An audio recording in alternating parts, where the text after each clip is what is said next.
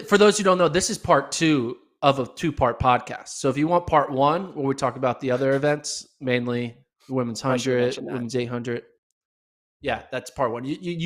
I was waiting for you to say it in the beginning of the pod, like, hey guys, pause the video, go listen to the first podcast, then come back and listen to part 2. I'm sorry. It's okay. Anyway, those events. Start with men's 800. What do you think? We said going into the Olympics that the men's 800 was like a crapshoot, right? Anyone could win, right? Mm-hmm. And I think after the Olympic final, it stayed a crapshoot because the way it was won in a slow time. You feel like it was all about positioning.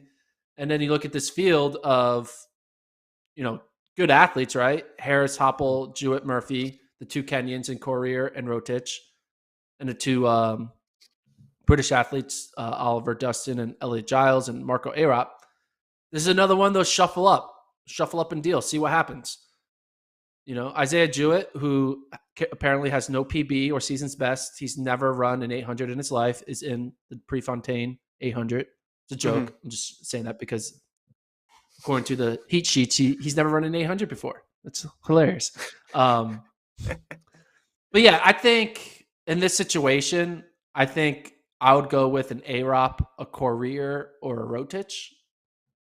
We've seen the way the Americans kind of struggle in these one-off 800s. Like they're not, Murphy was like getting 7th and 8th in like every race post the trials, and then finally looked good through the first 2 rounds of Olympics. Ultimately couldn't have it in the final, but he looked like the regular Clayton Murphy in the Olympics compared to his European stint.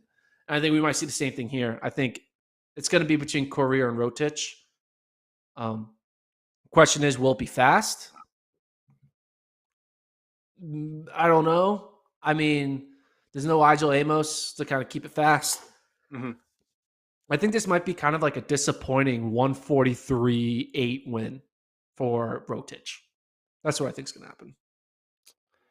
Person I'm most interested in seeing, this American contingent is interesting. You don't have Brazier, obviously, because he's still banged up, but you have Bryce Hoppel, Clayton Murphy, Isaiah Harris. But the person I'm most interested in seeing is the person who got tripped up and fell in that semi, but did not get elevated to the final, even though the person who got tangled up with him, Nigel Amos, did, and that's Isaiah Jewett. Because we just don't really know how that race would have ended, and we don't really know what would have happened in the final. We do know that the final was incredibly tactical, and he would have changed that, probably, because the trials and most of his other races, he really pushed it from the front. So I'm just interested to see what he has in store. He'd be the one that I'm most interested in seeing of this group. I also think it's funny. I can't let this go because you were so on the Emmanuel career train for so many years. You were talking about he's going to beat Rutish's record. He's going to win the 400 and the 800 meter double. He's the second coming of Alberto Juan Terrena. You were saying all this stuff. And then the moment you hop off, the guy goes and he wins a gold medal.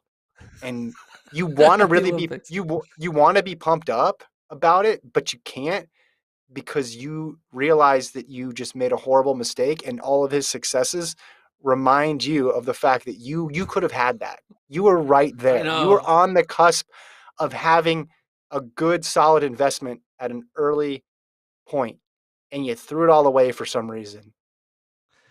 See, I felt like I was in a sunk cost fallacy. Like, where I was just like, I got to get out, right? It's too much. Going all in on the career train. And then I abandoned it basically when the pandemic hit.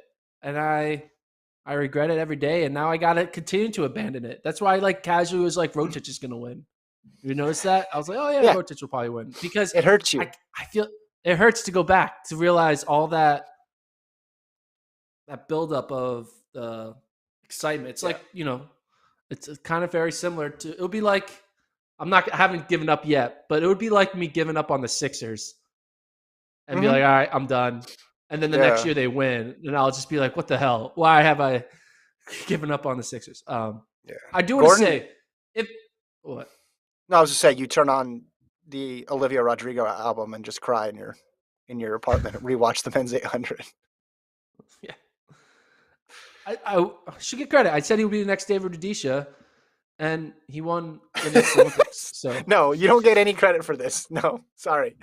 You I don't. have articles written that he would be an Olympic champion, and he Yes. became an Olympic champion, for the record. Sorry.